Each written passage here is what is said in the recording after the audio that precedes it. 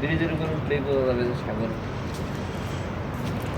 সাগরের অংশ। আমরা পানি এবার যদি একটু নড়ে না, এদিকে নড়ে মানে ওই ঢেউয়ে ঢেউয়ে এদিকে একটু নড়ে।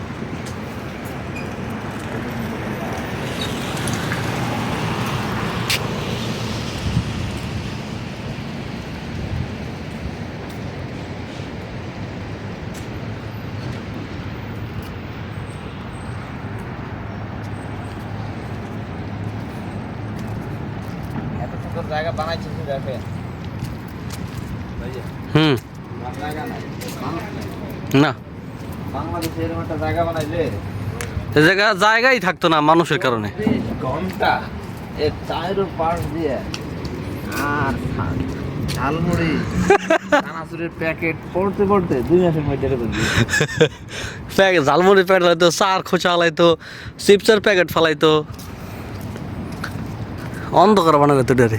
আর বিড়িকে চিল্লা চিল্লিতে সেই পরিবেশটা একেবারে মনে করেন কি আর বলবো।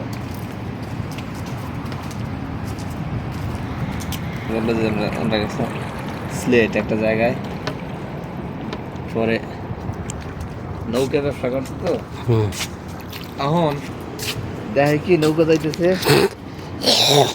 গ্রীষ্মকালে ৩০ বৈশাখ মাসে গজার মাছের ডিম হয়। হুম ওই সময় গদার মাছ লড়ে না, মাটির সাথে পড়ে গিয়ে থাকে, ডিম যাবত নাচতে পারে। পানিতে দেখে ওরকম গদা মাছ।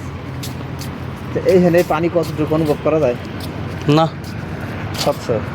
টেড়া আসলো না গো, টেড়া দা কোপ দিয়েছে জোরে, ওর লাগে উনি উল্টে পড়ে গিয়েছে। কেলে গিয়ে উনি তো মনে করছে পানি অল্প, পানি কম। হ্যাঁ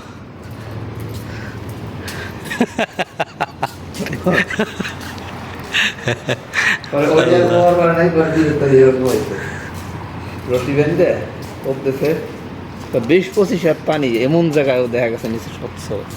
কত মাছ যাচ্ছে দেখছি, কি করবো কত মাছ দিয়ে। যাবো তো ওই নদীতে ছিলাম, যাবো সিলেটের একটা জায়গা, মাছ এভাবে দেখি।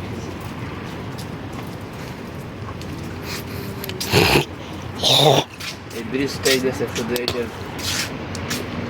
এই দেখেন মাছ, কাকলা মাছ, এই দেখেন, এই দেখেন কাকলা মাছ। ইয়াল্লাহ এডি তো কিনছিলাম ওই জাল হাতটা। ইয়াল্লাহ, টেড়া করে টেড়া করে টেড়া থাকলে ভাই একটু ভাইয়া কি সুন্দর নিয়ে যেতাম, উপহার দেবে না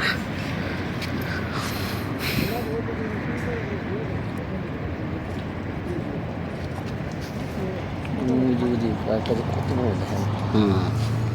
পুরো একটা টিম যাইতেছে ওরা। ইয়াল্লাহ, পুলিশের বেতাল না করলে ভাই আমার পাড়াটাকে রান্দায় করে দিতাম আমি।